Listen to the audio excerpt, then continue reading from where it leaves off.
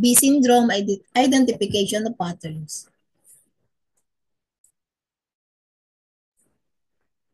Identification of patterns.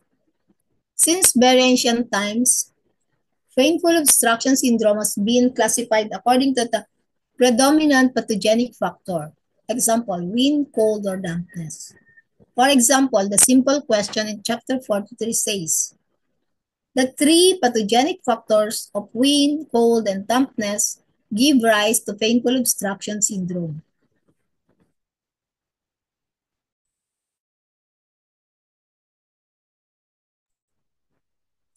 Xiang Jabin in his classic of categories says, painful obstruction syndrome means obstruction.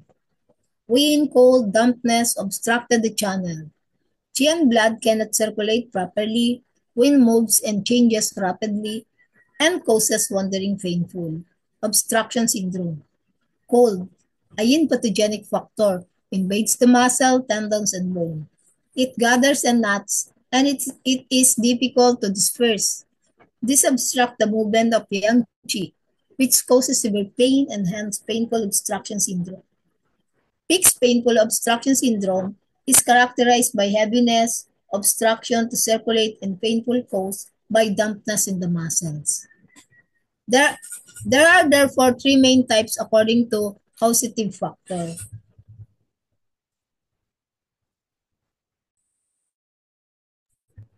Wind painful obstruction syndrome or wandering painful obstruction syndrome. Wandering painful obstruction syndrome is caused by wind and is characterized by soreness and pain of muscles and joints. Limitation of movement with the pain moving from joint to joints, and acute cases, the pulse would be floating and slightly rapid.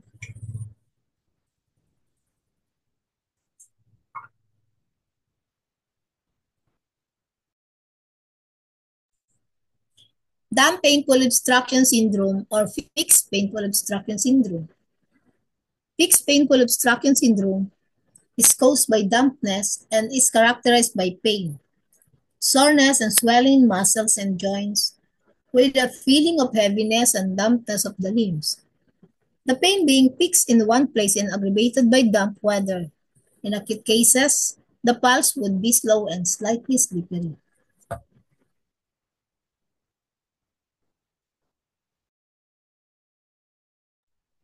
Cold painful obstruction syndrome or aching painful obstruction syndrome.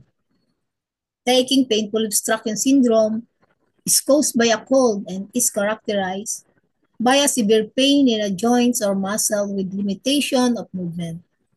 Usually unilateral, and in acute cases, the pulse is tight.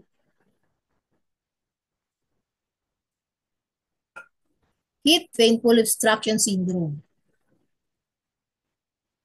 Heat painful obstruction syndrome originates from any of the previous three types when the exterior pathogenic factors turn into heat in interior and give rise to heat painful obstruction syndrome. This happens especially with an underlying deficiency of yin.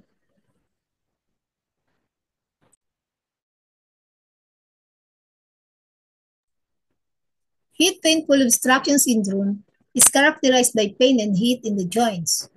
One feel hot to touch, redness and swelling of joints, limitation of movement and severe pain. In acute cases, there would be thirst, fever, and does not abate after sweating, and a slippery and rapid pulse. In this case, sweating does not bring the temperature down or reduce the pain because it is due to damp heat. Thus, this syndrome is characterized not just by heat, but by damp heat. In fact, dampness is primarily aspect of this syndrome in heat, the secondary one. Thank you for your attention.